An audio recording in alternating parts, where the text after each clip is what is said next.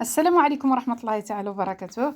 كنتمنىكم إن شاء الله تكونوا كاملين بخير وعلى خير بصحة جيدة إن شاء الله. بسم الله غادي نحضر معكم بسبوسات فرديين كيجيو واعرين.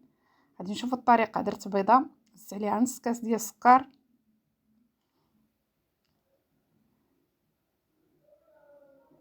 كنخلطوا شويه حتى كتخلط البيضة مع السكر، وغادي نزيد نص كاس ديال الزيت.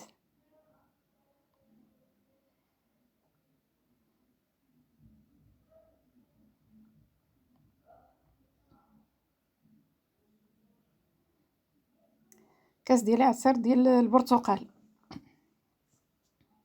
هنايا عصرت حامضه ما كبيراش بزاف، عصرتها وزدت عليها الماء باش عطاتني كاس، وقشره ديال الحامضه، يعني 2 كيسان، كاس ديال عصير الحامض مع الماء وكاس ديال عصير البرتقال وقشره ديال الحامضه. غادي ندير كاس ديال السميده الغليظه ماشي رقيقه. درت كاس الاول، هذا الكاس الثاني ديال السميده رقيقه ديال الحرشه. غادي نزيد خماره ديال الحلوه، وغادي نزيد الكاس الثالث. كنخلط شويه بشويه حتى نشوف واش صافي 3 الكيسان اللي درت. صافي غادي نخليها على جنب حتى كتشرب، ما كتبقاش دايره هكا. غادي ناخذ هاد الليمون هادو كندهنوه بالزيت وكنرشهم بالسميده. بسم الله. هانتوما كتشوفوا شربات داك الماء، ما بقاتش سائله بزاف.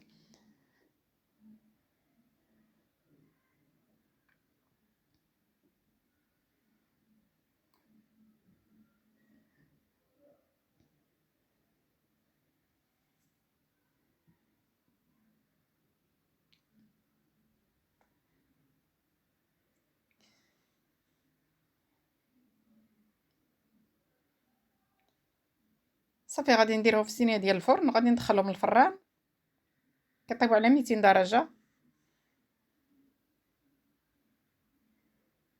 هانتوما كتشوفوه كيف ولا محمر، عرفتي كتشهي. انا خديت هنا غير العسل اللي كنديرو به الشباكيه، زدت عصرت حامضه زدتها عليه وزدت الماء وخليته حتى غلى مزيان، عاد كنسقي به. ما درتش داك السيروب، كنسقيهم هي كتكون بارده وهذا السيرو كيكون سخون، يا اما غير العكس. كنسقيهم مزيان.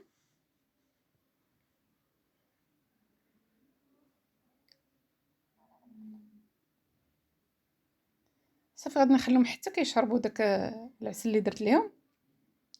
غادي ناخذ هنايا، انا درت لا كريمه، الكريمه ديالو ساهله.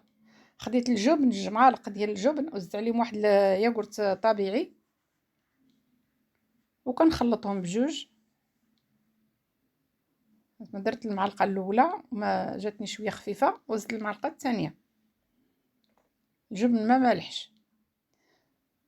صافي كنقاد الكواطات باش نحطهم لان كيكونوا فاسقين من معسلين.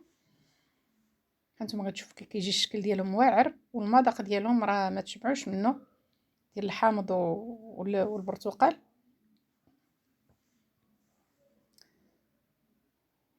صافي غادي ناخذ هاد الكريمه اللي درت ديال الجبن ودانون،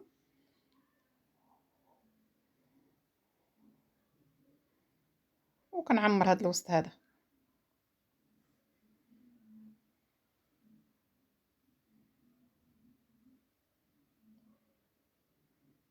صافي غادي نزينو بشويه ديال البسطاج والكاوكاو ايفيلي ولا اما اللوز ايفيلي.